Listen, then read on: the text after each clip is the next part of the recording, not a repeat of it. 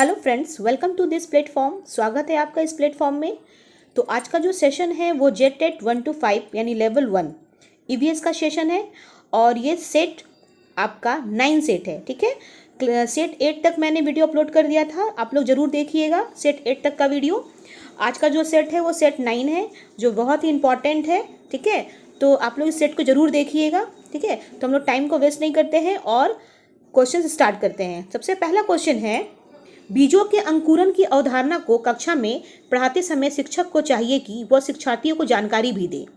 While teaching the concept of seed germination in class, a teacher should also provide information to learners about कक्षा कक्ष में हवा के तापमान एवं नमी की, air temperature and humidity in the classroom, कक्षा कक्ष में की गई सजावट की या decoration done in the classroom, कक्षा कक्ष में फैली धूल मिट्टी की, dust and dirt spread in the classroom, कक्षा कक्ष में रखे हुए फर्नीचर की यानी फर्नीचर किप्ड इन द क्लासरूम। इसका राइट आंसर होगा ऑप्शन नंबर 1। कक्षा कक्ष में हवा के तापमान एवं नमी की। यहाँ बोल रहा है कि बीजों के अंकुरन की अवधारणा को कक्षा में पढ़ाते समय शिक्षक को चाहिए कि शिक्षार्थियों को जानकारी दे। किस बात की जानकारी दे? कक्षा कक्ष में हवा के तापमान एवं नमी की। जैसा कि बीजों के अंकुरन के लिए उचित तापमान जो होता है ना, लगभग 15 से 20 डिग्री सेल्सियस होता है। ठीक है, और इसमें क्या होता है कि नमी की आवश्यकता होती है। हालांकि अंकुरन की ये प्रवृत्ति बीज की किस्म और मृदा के संरचना पर डिपेंड करता है। ठीक है, तो यहाँ पे बताया गया है कि कक्षा कक्ष में हवा के तापमान एवं नमी की जानकारी देना। ठीक है, और याद रखना है 15 से 20 डिग्री सेल्सियस जो होता है ना, वो उचित तापमान होता है बीजों के अंकुरन के लिए। अगला प्रश्न है, वह व्यक्ति जिसको मलेरिया है के रक्त की जांच किस आधार पर की जाती है? On what basis is the blood test of person suffering from malaria conducted? लाल रक्त कणिकाओं में मच्छर के अंडों की उपस्थिति के आधार पर, on the basis of the present of mosquito eggs in red blood cell, लाल रक्त कणिकाओं में मलेरिया परजीवी की उपस्थिति के आधार पर, on the basis of the presence of malaria parasite in red blood cell, रक्त को क्षति पहुंचाने वाली यकृत कोशिकाओं के आधार पर, on the basis of liver cells that damage blood, श्वेत रक्त कणिकाओं में मच्छर के अंडों की उपस्थिति के आधार पर, on the basis of the presence of mosquito eggs in white blood cell। इसका राइट आंसर होगा ऑप्शन नंबर 2, लाल रक्त कणिकाओं में मलेरिया परजीवी की उपस्थिति के आधार पर। वह बता रहा है कि वह व्यक्ति जिसको मलेरिया है और रक्त की जांच किस आधार पर की जाती है, तो on the basis of present of malaria parasite in red blood cell. जैसे मलेरिया से पीड़ित व्यक्ति की जो ब्लड होती है ना, रेड ब्लड सेल, उसमें परजीवी की उपस्थिति के आधार पर किया जाता है ये। अब मलेरिया क्या है? एक संक्रामक रोग है, इन्फेक्टेड रोग है। इसके परजीवी का वाहक जो होता है ना, वो मादा एनोफिलिस मॉस्किटो होता है। ठीक है, मादा एनोफिलिस यानी फीमेल एनोफिलिस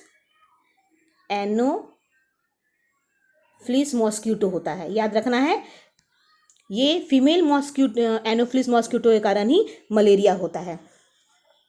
और आपको याद रखना है ये भी कि इसमें जो लक्षण दिखते हैं कि बार बार बुखार आना, सिर में दर्द होना, ठंड लगना, कांपना जैसा लक्षण दिखाई पड़ता है। ये ऑप्शन नंबर 2 जो है वो राइट आंसर है। अगला प्रश्न है,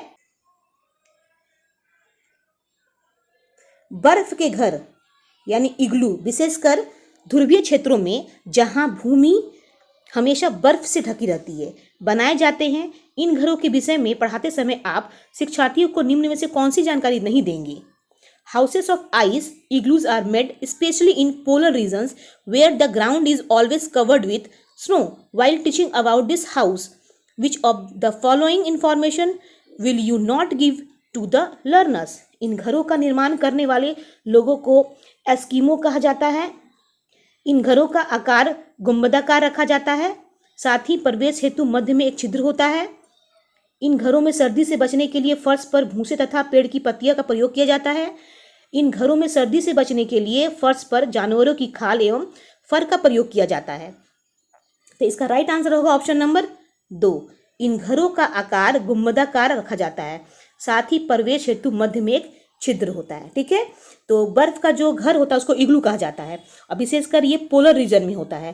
ठीक है, साइबेरिया पोलर रीजन, जैसे कि जो क्षेत्र होता है वो अलास्का, याद रखना है, अलास्का एक क्षेत्र हो गया, एक हो गया आपका साइबेरिया।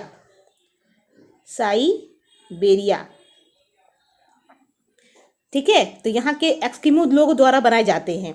इन घरों की आकृति जो होती है ना, वो गुंबदाकार होती है और प्रवेश के साथ में एक मध्य में क्या होता है, एक छिद्र होता है, एक होल होता है।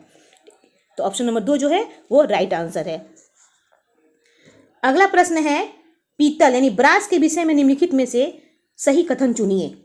Select the correct statement about brass from the following.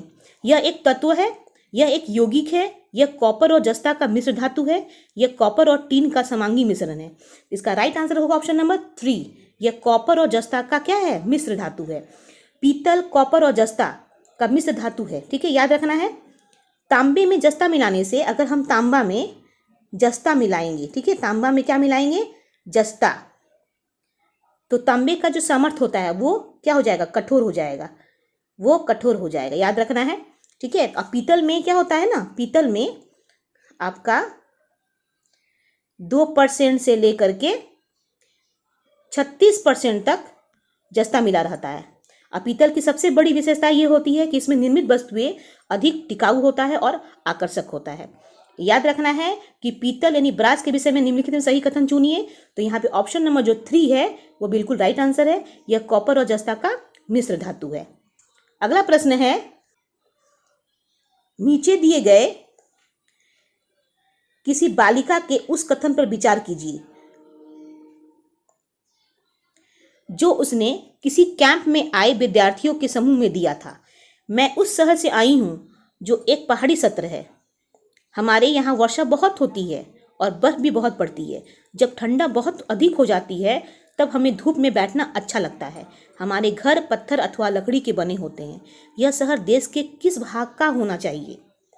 Jammu Kashmir, Ladakh, Uttar Pradesh या हिमाचल प्रदेश? इसका राइट आंसर है ऑप्शन नंबर 4, हिमाचल प्रदेश, ठीक है। तो हिमाचल प्रदेश यानी उत्तर पश्चिमी भारत में स्थित एक राज्य है। यह कहाँ है? ये उत्तर पश्चिम भारत में स्थित क्या है, एक स्टेट है, याद रखना है। अगला प्रश्न है, यहाँ पे कथन दिया है कथन ए में, मधुबनी राजस्थान के जैसलमेर में विशेष रूप से प्रचलित कला है। और कारण दिया है, इसमें चित्रों में उभार लाने के लिए चावल के रंगीन पेस्ट का प्रयोग किया जाता है। और इसका नीचे कूट दे दिया गया है कि ए सही है किंतु आर गलत है, ए गलत है किंतु आर सही है, ए और आर दोनों सही है, ए और आर दोनों गलत है। तो इसका राइट आंसर होगा ऑप्शन नंबर 2, ए गलत है किंतु आर सही है। कैसे? कि मधुबनी राजस्थान के जैसलमेर में विशेष रूप से प्रचलित है, ये बिल्कुल सही है, यानी कथन के अकॉर्डिंग ये सही है। लेकिन अगर कारण पूछ रहा है कि इसमें चित्रों में उभार लाने के लिए चावल के रंगीन पेस्ट का प्रयोग किया जाता है, बिल्कुल नहीं, ये जो आर है वो गलत है, ठीक है। तो ए नंबर जो ऑप्शन यहाँ पे ए नंबर जो दिया है कथन का वो सही है, लेकिन आर सही नहीं है। तो ऑप्शन नंबर 2 जो है वो बिल्कुल राइट आंसर है क्वेश्चन नंबर 6 का। अब अगला प्रश्न है, नीचे दिए गए उन 3 राज्यों के समूह को चुनिए जिसके सभी राज्यों के समुद्र तट अरब सागर पर स्थित है। Select from the following a group of 3 states whose coastal lie on the Arabian sea. Kerala, Karnataka, Maharashtra, Gujarat, Maharashtra, Tamil Nadu, Andhra Pradesh, Gujarat, Telangana, उसके बाद केरल, कर्नाटक, ओडिशा। जिसका राइट आंसर है ऑप्शन नंबर 1, केरल, कर्नाटक और महाराष्ट्र। केरल, कर्नाटक और महाराष्ट्र अरब सागर सटा हुआ राज्य है। याद रखना है, ये अरब सागर सटा हुआ क्या है, स्टेट है, ठीक है। अगला प्रश्न है, निम्न में से कौन सा युग्म सुमेलित नहीं है?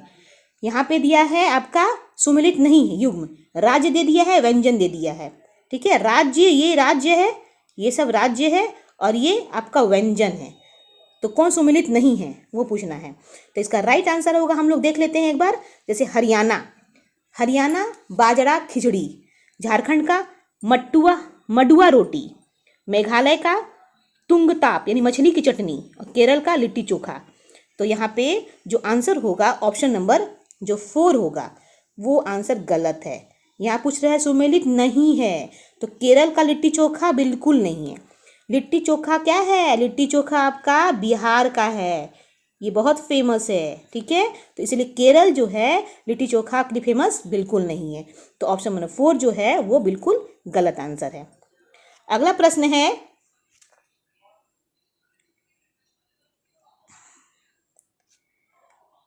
केचुओं के बारे में नीचे दिए गए कथनों पर विचार कीजिए।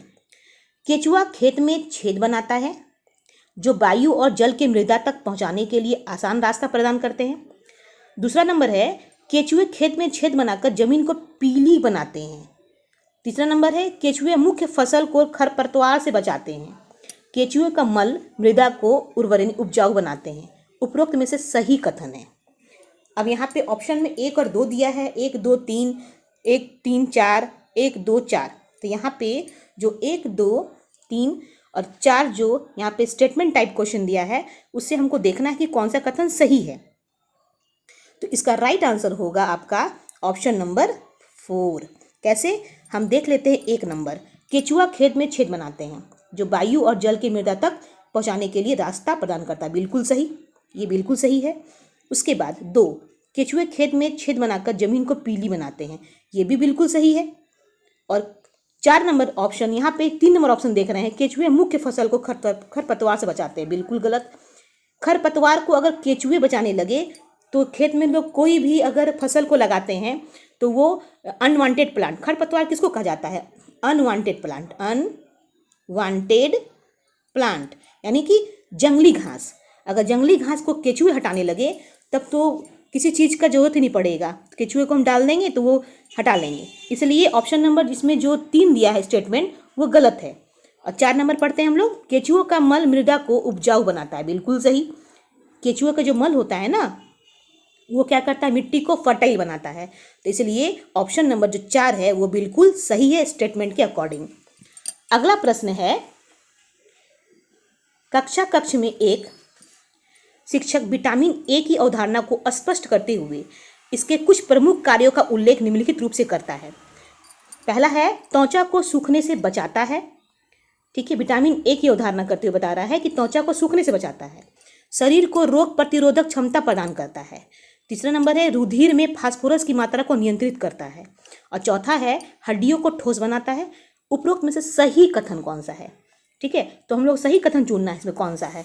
तो इसमें जो राइट आंसर है वो 1 नंबर है, ठीक है, 1 नंबर। तो कैसे, 1 नंबर देखते हैं हम लोग यहाँ पे कि त्वचा को सूखने से बचाता है, बिल्कुल सही। विटामिन ए की अवधारणा को स्पष्ट करते हुए कहा गया है कि यहाँ पे स्टेटमेंट के अकॉर्डिंग कि विटामिन ए अगर है तो वो त्वचा को क्या करता है, सूखने से बचाएगा, बिल्कुल सही। उसके बाद 2 क्या है, शरीर को रोग प्रतिरोधक क्षमता प्रदान करता है, बिल्कुल सही। इम्यून सिस्टम जो होता है वो ज़्यादा बॉडी में अच्छा रखता है, ये भी सही है। लेकिन रुधिर में फास्फोरस की मात्रा को नियंत्रित करता है, ये बिल्कुल गलत। विटामिन ए का फास्फोरस से कोई लेना देना नहीं है। और हड्डियों को ठोस बनाता है, इससे भी उसका कोई लेना देना नहीं है। तो 1 नंबर और 2 नंबर यहाँ पे स्टेटमेंट के अकॉर्डिंग आपका बिल्कुल सही है। ये ऑप्शन नंबर 1 बिल्कुल राइट आंसर है। अगला प्रश्न है, एक शिक्षक प्रोटीन की अवधारणा को स्पष्ट करने के उद्देश्य से 3 सही तथा 1 गलत कथन श्याम पट पर लिखकर शिक्षार्थियों को गलत कथन छांटने को कहता है। उसके द्वारा प्रस्तुत कथन निम्न है। पहला दिया स्टेटमेंट कि प्रोटीन शरीर की वृद्धि के लिए आवश्यक है। दूसरा है, प्रोटीन मांसपेशियों के विकास हेतु आवश्यक है। तीसरा है, प्रोटीन एकमात्र स्रोत जंतुओं का मांस है। चौथा है, प्रोटीन कार्बनिक पदार्थ है। उपरोक्त में से गलत कथन है, उपरोक्त में से गलत कथन कौन सा है? तो यहाँ पे हमको गलत कथन चुनना है कि कौन सा गलत कथन है। तो यहाँ पे जो आंसर होगा आपका वो ऑप्शन नंबर 3 जो है बिल्कुल राइट आंसर है, केवल 3। तो केवल 3 कैसे, देखिए पहला पढ़ते हैं हम लोग, प्रोटीन शरीर की वृद्धि के लिए आवश्यक है, बिल्कुल सही, ये सही है। प्रोटीन मांसपेशियों के विकास हेतु आवश्यक है, यानी कि ये मसल्स को बनाता है, ये बिल्कुल सही है। लेकिन 3 नंबर है कि प्रोटीन का एकमात्र स्रोत जंतु का मांस है, बिल्कुल गलत, क्योंकि प्रोटीन सिर्फ जंतुओं के मांस में नहीं पाया जाता है। प्रोटीन हम प्लांट के प्रोडक्ट में भी मिलता है और एनिमल्स प्रोडक्ट में भी मिलता है, लेकिन यहाँ बोला गया एकमात्र स्रोत जंतुओं का मांस है, तो ये बिल्कुल कथन गलत है, ठीक है। अब प्रोटीन कार्बनिक पदार्थ है, ये बिल्कुल सही है। तो ऑप्शन नंबर 3 जो है ये इस स्टेटमेंट के अकॉर्डिंग बिल्कुल सही जा रहा है। तो यहाँ पे बोल रहा है कि उपरोक्त में से गलत कथन, तो ऑप्शन नंबर 3 जो ये गलत कथन है इस स्टेटमेंट के अकॉर्डिंग। अगला प्रश्न है, जब कोई व्यक्ति ट्रेन द्वारा कोलकाता से गुवाहाटी यात्रा करता है तब वह अनेक नदी पर बने पुलों को पार करता है। इन पुलों का निर्माण किया गया है गंगा, तीस्ता और कोसी, गंगा, तीस्ता एवं ब्रह्मपुत्र, कोसी एवं ब्रह्मपुत्र या तीस्ता एवं ब्रह्मपुत्र। इसका राइट आंसर है ऑप्शन नंबर 2, गंगा, तीस्ता एवं ब्रह्मपुत्र। जैसा कि कोलकाता पश्चिम बंगाल में अवस्थित है, सबको मालूम है, जबकि गुवाहाटी जो है ना वो असम में स्थित है। जब कोई व्यक्ति कोलकाता से गुवाहाटी ट्रेन द्वारा यात्रा करेगा तो उस व्यक्ति को गंगा, तीस्ता और ब्रह्मपुत्र बने नदियों के पुलों को क्या करना पड़ेगा, पार करना पड़ेगा, इसके पुलों को पार करना पड़ेगा। इसलिए ऑप्शन नंबर जो 2 है वो राइट आंसर है। अगला प्रश्न है, अमित अपने पिता के साथ एक जंगल के किनारे से गुजर रहा है। उसके पिता उसे बता रहे थे कि कुछ जीव सहचर्य कर एक दूसरे की सहायता कर सकते हैं। उसके पिता निम्न में से किस सहचर्य की बात कर रहे थे? एक पेड़ की लिपटी अमरबेल, कीट बख्शी पौधा या आम के पेड़ पर उगने वाला आर्किड या चट्टानों की सतह पर उगने वाला शैवाल यानी लाइकेन या सहजीविता। तो इसका राइट आंसर होगा ऑप्शन नंबर 4, चट्टानों की सतह पर उगने वाला शैवाल यानी एल्गी या lichen growing on rock surface. Symbiosis, सहजीविता को सिम्बायोसिस कहा जाता है। ठीक है, तो ऑप्शन नंबर जो 4 है वो बिल्कुल सही आंसर है, क्योंकि शैवाल यानी कि जो एल्गी होता है, ये शैवाल यानी कि एल्गी जो होता है वो क्या है, एक सिम्बायोसिस नेचर का होता है। ठीक है, यानी कि सहचारी होता है, जो कई काई और कवक के अंतक्रिया का परिणाम है। यानी कि जो काई होता है और कवक यानी फंगस के दोनों के मिलाने से इसका परिणाम निकलता है। कवक क्या करता है ना, काई से भोजन और आश्रय प्राप्त करता है तथा बदले में उसे भोजन तैयार करने के लिए अवशोषित भोज्य यानी पोषक पदार्थ को प्रदान करता है। तो इन दोनों में क्या है, एक सिम्बायोसिस नेचर होता है। ठीक है, एल्गी में और काई में सिम्बायोसिस नेचर, मतलब एक दूसरे को वो लोग क्या करता है, अगर एल्गी उसको फूड देगा तो काई उसको शेल्टर देगा, एक दूसरे को मिल करके वो लोग सहजीविता वाला सिस्टम अपनाता है। इसीलिए ऑप्शन नंबर 4 जो है वो बिल्कुल राइट आंसर है। अगला प्रश्न है, कक्षा में डैश गतिविधियों से छात्रों में तर्क शक्ति बढ़ती है तथा विषयों को तर्क की कसौटी पर परखने का कौशल बढ़ता है। ठीक है, in classroom dash activity increase the reasoning power of student and enhances the skill to test subject on the touchstone of logic.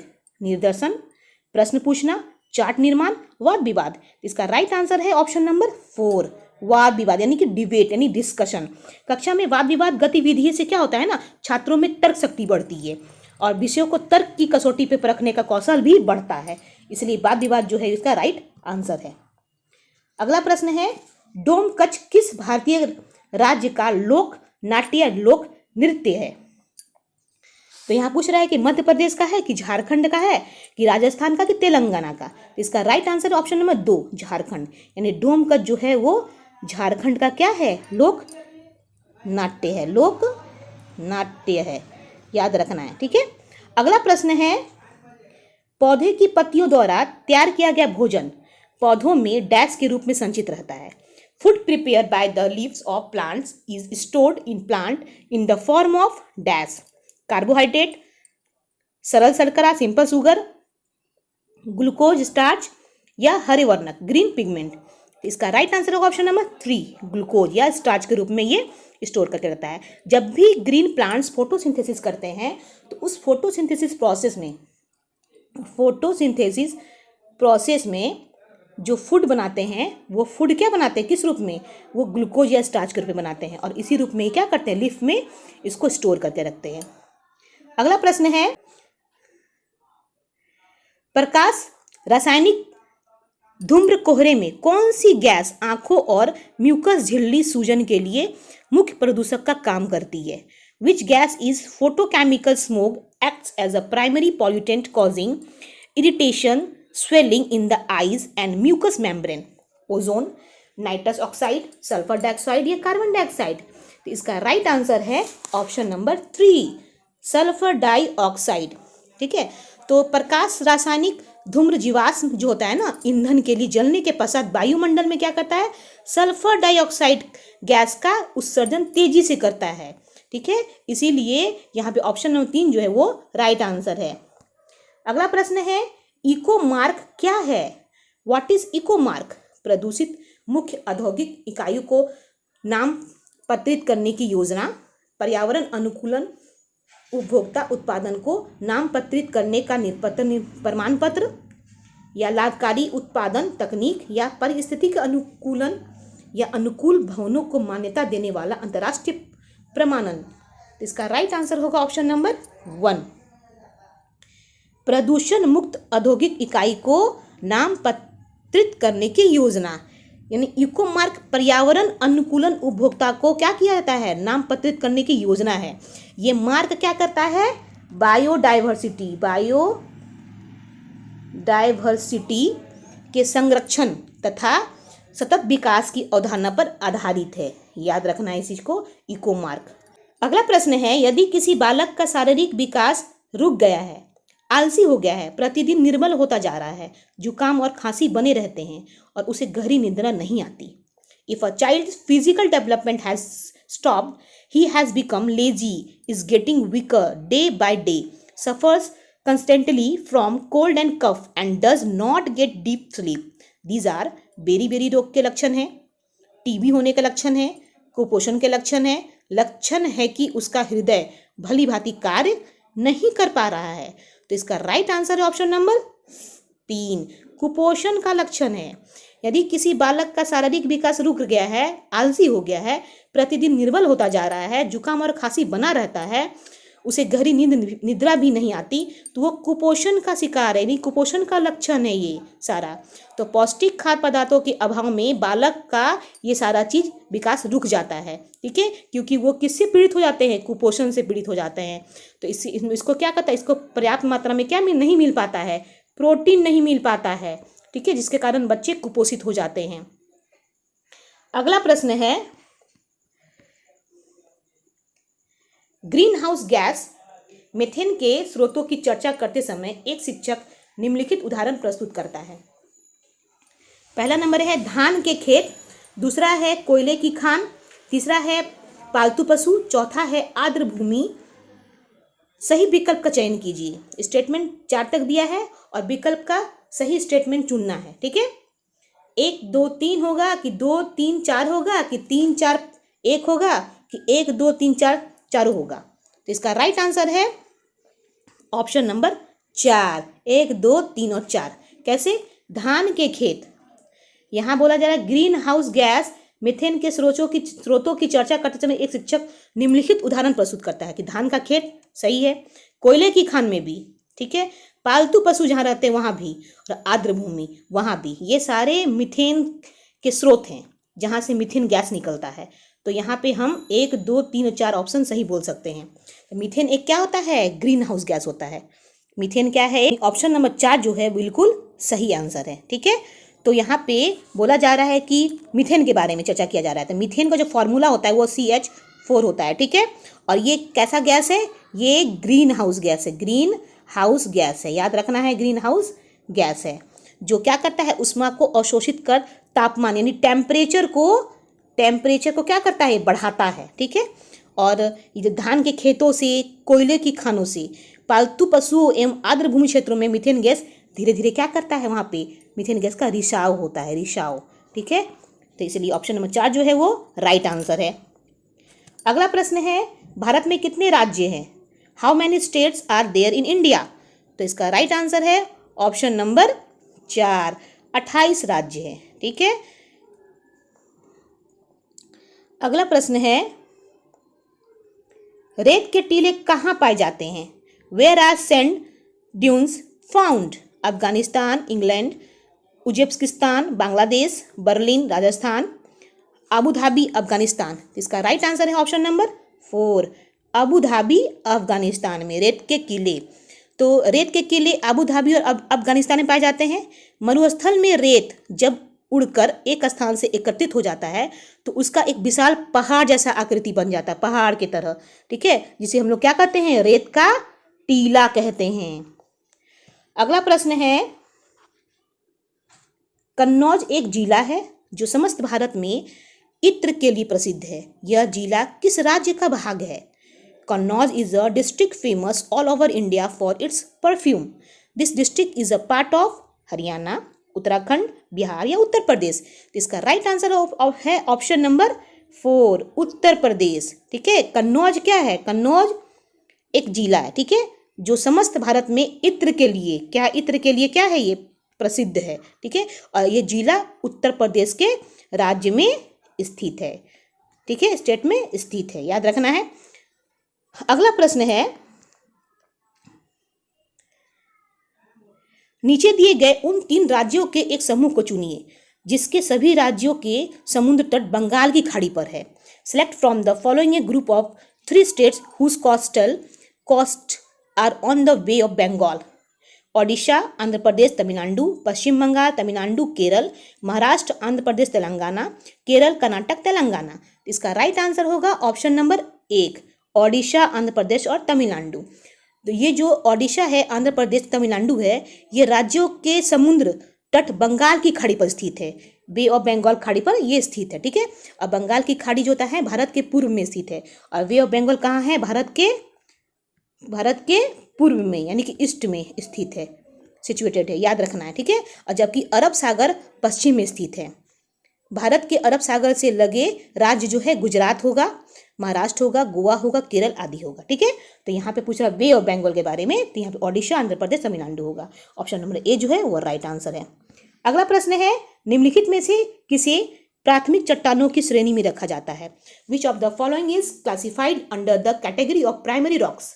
आग्नेय चट्टान, अवसादी चट्टान, रूपांतरित चट्टान और अंतर्भेदी चट्टान। तो इसका राइट आंसर होगा ऑप्शन नंबर 1, आग्नेय चट्टान। ठीक है, तो आग्नेय चट्टान को प्राथमिक चट्टानों की श्रेणी में रखा जाता है, प्राइमरी रॉक्स की श्रेणी में रखा जाता है, याद रखना है। और आग्नेय चट्टे का निर्माण जो होता है ना, वो ज्वालामुखी के निकले मैग्मा या लावा से होता है। इसका जो फॉर्मेशन होता है, वो कैसे होगा? वो होता है मैग्मा। ठीक है, मैग्मा प्लस लावा, ठीक है, इससे होता है। और पृथ्वी की उत्पत्ति के पश्चात सर्वप्रथम इन चट्टानों का निर्माण हुआ था, यानी कि आग्नेय चट्टान का निर्माण हुआ था। ठीक है, याद रखना है। अगला प्रश्न है, पिट्यूटरी ग्रंथि कहाँ स्थित होती है? Where is the pituitary gland located? मस्तिष्क, अग्नाशय, गला या किडनी? तो इसका राइट आंसर ऑप्शन नंबर 1, मस्तिष्क यानी ब्रेन में ये पिट्यूटरी ग्लैंड स्थित होती है। ठीक है, याद रखना है। यह एक मटर के दाने के आकार की, मटर के दाना जो होता है छोटा सा, उसके आकार की यह एक क्या है? ग्रंथि होती है, याद रखना है। अगला प्रश्न है, काजीरंगा राष्ट्रीय उद्यान को किस वर्ष विश्व विरासत स्थल में शामिल किया गया था? ठीक है, 1984, 1985, 1987 या 1990? तो इसका राइट आंसर होगा ऑप्शन नंबर 2, 1985। 1985 को काजीरंगा राष्ट्रीय उद्यान को विश्व विरासत स्थल में शामिल किया गया था, याद रखना है। अगला प्रश्न है, हमारे देश में एक ऐसा राज्य है जहाँ के लोग नारियल और टेपिओका को अपने घर के आंगन में उगाते हैं और इन दोनों का उपयोग करके अपना स्वादिष्ट भोजन तैयार करते हैं। वह राज्य है, यह राज्य कौन सा है? कर्नाटक, केरल, तमिलनाडु या तेलंगाना? इसका राइट आंसर होगा ऑप्शन नंबर 2, केरल। ठीक है, केरल यानी हमारे देश के केरल एक ऐसा राज्य है जहाँ के लोग नारियल और टेपिओका को अपने घर के आंगन में उगाते हैं और इन दोनों का उपयोग करके अपना स्वादिष्ट भोजन तैयार करते हैं। ठीक है, याद रखना है। अगला प्रश्न है,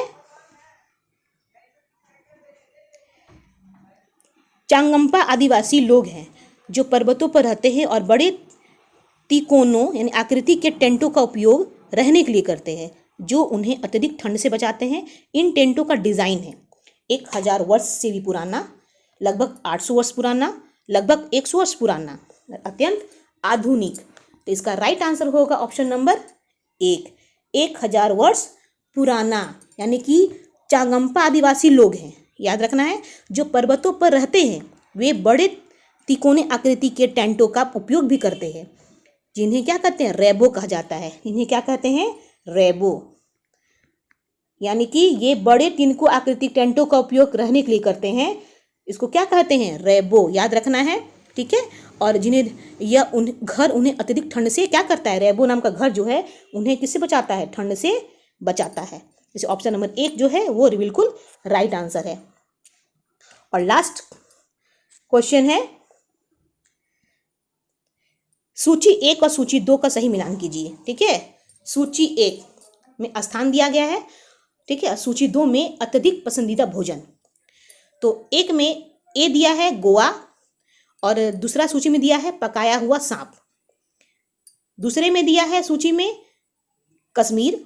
सूची 2 में दिया है करी के साथ उबला टेपिओका। सूची 1 में दिया है केरल। 2 में दिया है नारियल के तेल से बनी समुद्री मछली। सूची 1 में फिर दिया है हांगकांग और सूची 2 में दिया है सरसों के तेल में बनी मछली। तो यहाँ पे मिलान करना है कि कौन सा सही मिलान है। तो इसका राइट आंसर होगा ऑप्शन नंबर 4। कैसे? 4 में दिया है, पहले हम लोग एक बार मिला लेते हैं कि सूची 4 में दिया यहाँ पे ऑप्शन के अकॉर्डिंग कि ए का 3 है, ए का 3 यानी कि गोवा। गोवा का क्या है यहाँ पे बताया गया 3 नंबर, नारियल के तेल में बनी समुद्री मछली, गोवा। ठीक है, बिल्कुल सही है 3 नंबर। उसके बाद बी का 4 दिया है, बी यानी कि कश्मीर। कश्मीर का क्या दिया है यहाँ पे 4, कश्मीर का दिया है सरसों के तेल में बनी मछली, बिल्कुल सही है। सी का 2 दिया है, सी मतलब केरल। केरल का क्या दिया है 2, यानी कि यहाँ पे 2 नंबर है करी के साथ उबला टेपिओका, ये भी बिल्कुल सही है। इसके क्वेश्चन अभी हमने पहले पढ़े थे, इसके पिछले वाले में क्वेश्चन में पढ़े थे हमने कि केरल में ही टेपिओका को उबाल के खाया जाता है। ठीक है, डी का दिया है 1, डी यानी हांगकांग का दिया है 1, यानी हांगकांग में क्या करते हैं लोग, पकाया हुआ सांप को खाते हैं। तो ये बिल्कुल सही है। ठीक है, तो ऑप्शन नंबर 4 जो है वो बिल्कुल सही है आपके यहाँ पे सूची 1 और सूची 2 के अनुसार। तो आज का सेशन यहीं पे समाप्त होता है फ्रेंड्स, फिर ऐसे ही सेशन लेकर मैं आऊँगी। तो आज के लिए इतना ही, टेक केयर एंड बाय।